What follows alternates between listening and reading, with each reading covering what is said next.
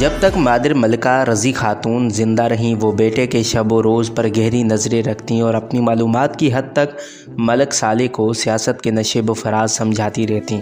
پھر جیسے ہی رضی خاتون کی آنکھیں بند ہوئیں گمشتگین کی بن آئی۔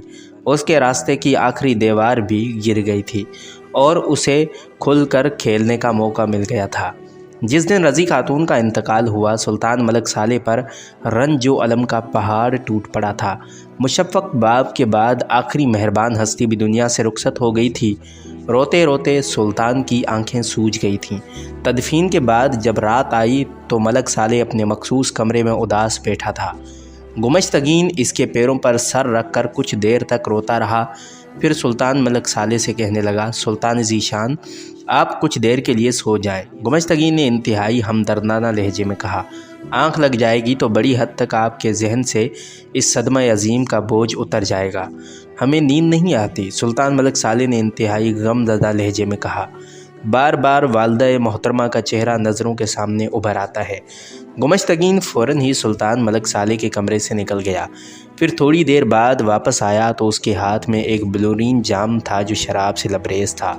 سلطان ذی شان، اسے نوش کر لیجئے، آپ کو ذہنی سکون بھی مل جائے گا اور گہری نیند بھی آ جائے گی۔ یہ تو شراب ہے، سلطان ملک صالح نے چونک کر کہا، مذہباً بھی حرام ہے اور صحت کے لیے بھی نقصان دہ۔ گمشتگین بڑا شاطر اور چرب زبان شخص تھا۔ اس نے قرآن کریم کی ایک آیت کا حوالہ دیتے ہوئے کہا، اگر تم حالت اضطرار کا شکار ہو جاؤ تو مردار بھی کھا سکتے ہو۔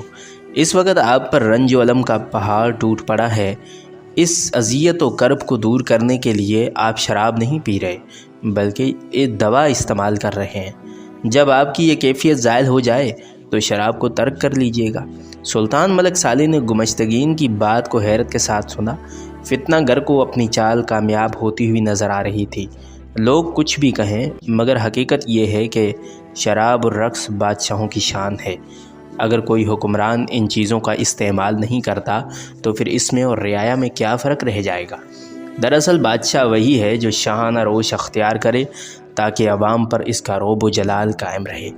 اس قسم کے مزید دلائل سن کر سلطان ملک صالح کا ناپختہ ذہن بھٹک گیا اور وہ اپنے مشیر اعلیٰ کے فریب میں آ گیا۔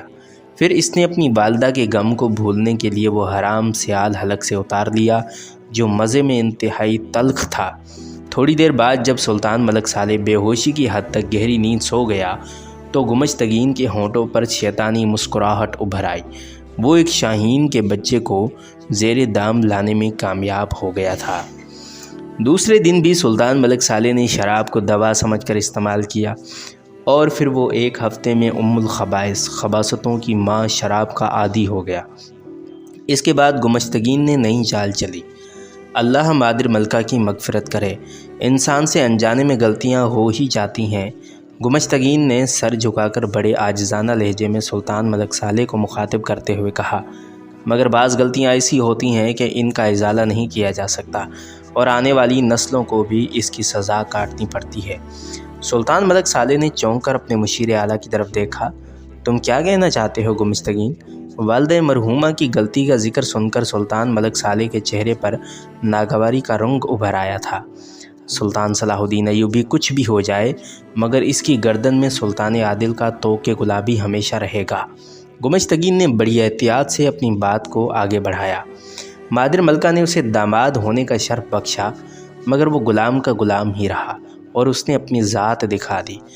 سلطان ملک صالح نے اپنے مشیر اعلیٰ کی بات سنی لیکن وہ اب تک اس کی بات کو سمجھنے سے قاصر رہا اور حیرانگی سے گمشتگین کی طرف دیکھتا رہا۔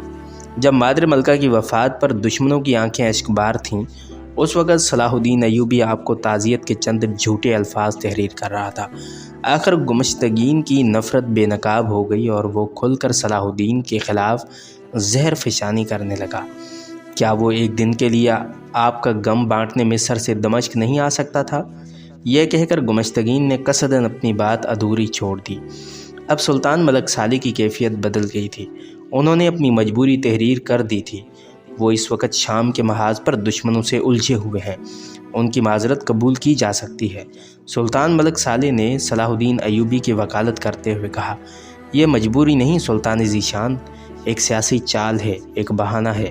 گمشتگین نے سلطان ملک صالح کو صلاح الدین ایوبی کے خلاف بھڑکاتے ہوئے کہا، صلاح الدین نے مادر ملکہ کے غم میں شریک نہ ہو کر ثابت کر دیا ہے کہ اسے اپنے آقا کے خاندان کے دکھ سے کوئی دلچسپی نہیں۔ آپ بہت جلد یہ منظر دیکھ لیں گے کہ سیف الدین والی موصل کی طرح صلاح الدین بھی اپنی خود مختاری کا اعلان کر دے گا۔ اگر نہ ایسا ہوا تو سلطان ذی شان کو حق حاصل ہوگا کہ وہ اپنے اس غلام کا منہ کالا کر کے پورے شہر میں گشت کرائے۔ سلطان ملک صالح کے چہرے پر شدید فکر و پریشانی کے آثار نظر آنے لگے۔ گمشتگین نے بڑی مکاری کے ساتھ دونوں کے درمیان شک کا بیج بو دیا تھا۔